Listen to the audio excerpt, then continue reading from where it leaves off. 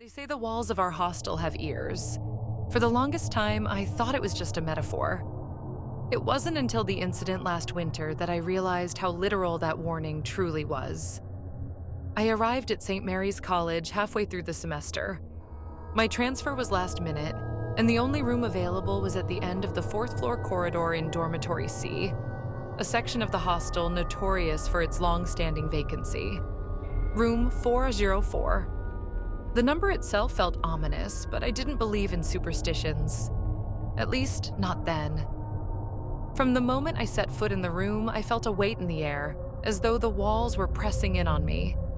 The room was small, barely big enough for a bed and a desk, with a single narrow window overlooking the courtyard below. The previous occupant had left in a hurry, leaving behind a few personal items: an old book with frayed edges, a cracked mirror, and a peculiar box locked with a rusty padlock. I shoved the box under the bed, trying to ignore the shiver that ran down my spine when I touched it. The first few nights were uneventful, though I often woke up feeling like someone had been watching me. I attributed it to the stress of adjusting to a new environment and pushed the unsettling feelings aside. However, everything changed on the fifth night. It was past midnight, and I was struggling to fall asleep. The wind howled outside, rattling the window in its frame. I pulled the covers tighter around myself, trying to block out the sound, when I heard something else. Something that didn't belong. A faint, almost imperceptible scratching noise was coming from the corner of the room. I froze, straining to listen. The scratching grew louder, more insistent, like nails dragging across wood. "Who's there?" I whispered, my voice trembling. The scratching stopped. Silence filled the room, so thick I could hear my own heartbeat. I waited, my eyes fixed on the dark corner, expecting something, anything to emerge from the shadows. But nothing did. After what felt like an eternity, I convinced myself it was just a rat or some other small creature. The building was old, after all. The next morning, I mentioned the noise to Mira, my friend from down the hall. She gave me a strange look, her eyes narrowing with concern. "Did you say room 404? She asked. "Yeah, why?" She hesitated, glancing around to make sure no one else was listening. "There's a story about that room. They say a girl named Priya used to live there about 5 years ago. She was quiet, kept to herself, but one night she just disappeared. No one ever found out what happened to her. They say she was taken." "Taken? By who?" I asked, trying to suppress the unease creeping up my spine. "No one knows," Mira replied.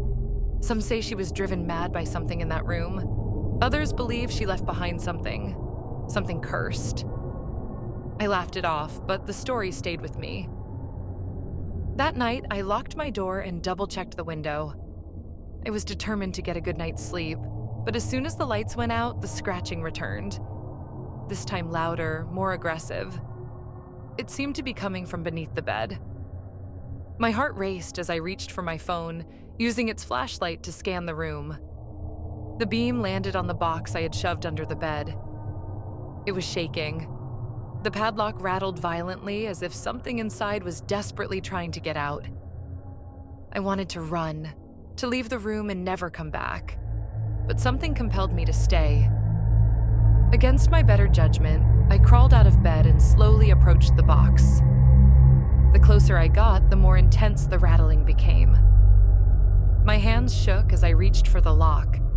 It was cold, almost burning to the touch. With a deep breath, I forced the padlock open.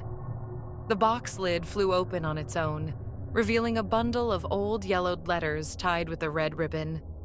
Beneath the letters lay a small, intricately carved wooden doll, its face twisted into a sinister grin. The instant I touched it, the scratching stopped. The room grew colder, the air heavy with the stench of decay. A low whisper filled the room, too faint to make out the words, but its tone was unmistakably malevolent. I dropped the doll, stumbling back as the whisper grew louder, more distinct. It was a voice, a girl's voice filled with pain and rage. "Help me, please, find me." The room spun, my vision blurring as the voice echoed in my ears. I clutched my head, trying to block out the sound, but it was everywhere. The walls seemed to close in on me, the air thick with the presence of something ancient and evil. Just as I felt I would lose my mind, the door burst open and Mira rushed in. She took one look at me, then at the open box on the floor, and her face paled. "We need to get out of here," she said, grabbing my arm and dragging me out of the room. We ran down the hallway, not stopping until we were in the safety of the common room. My hands were still shaking, my heart pounding in my chest. "She was asking for help," I said, my mind struggling to process what I had just experienced. "Don't you get it?" Mira hissed. "That wasn't Priya. It was the thing that took her. It's been mimicking her voice, trying to lure someone in. You need to leave this place now before it's too late." I didn't need to be told twice. The next morning, I packed my bags and left St. Mary's College for good. I never looked back, but the memory of that night haunts me still. Sometimes, late at night, I hear scratching at my window or a faint whisper on the wind, pleading for help. And I know deep down that whatever was in that room, it's still out there, waiting. In these shadows, countless stories are waiting to be told. Stories that will haunt your dreams and linger long after the lights go out. If you dare to walk deeper into the darkness with us, don't forget to like this video. Share it with those who crave the thrill of fear. But beware, not everyone is ready for what lies ahead.